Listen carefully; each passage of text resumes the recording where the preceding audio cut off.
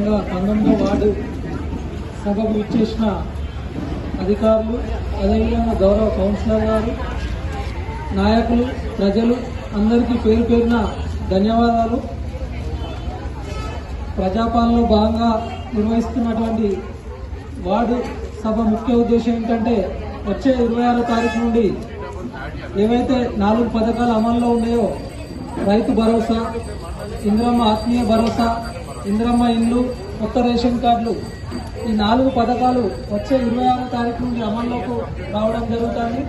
అందుకు గాను ప్రజల నుండి ఎవరైతే లబ్ధిదారులు ఉన్నారో నిజమైన అర్హులకి న్యాయం చేయాలనే ఉద్దేశంతో ఈ 4 పథకాలు తీసుకోవడం జరిగింది.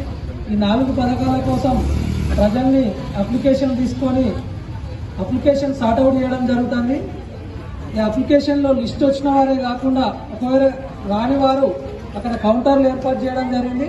వారు అక్కడ కూడా మళ్ళీ అప్లికేషన్ పెట్టుకోవాల్సిందిగా మనవి చేస్తున్నాం.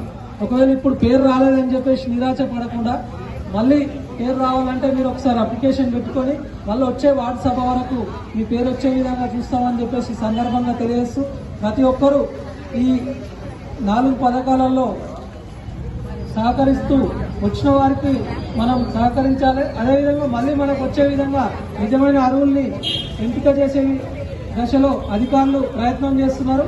ప్రతి ఒక్క అధికారులకు మనం సహకరించాలని చెప్పేసి సందర్భంగా తెలియజేస్తూ ప్రభుత్వం ఏదైతే 4 పథకాలు చేపడుతుందో వాటికి ప్రతి ఒక్క ప్రజలు సహకరించి ముందుకు పోవాలని చెప్పేసి సందర్భంగా తెలియజేస్తూ ఈ కార్యక్రమాన్ని ఇచ్చేసిన పెద్దలందరికీ పేరు పేరున ధన్యవాదాలు.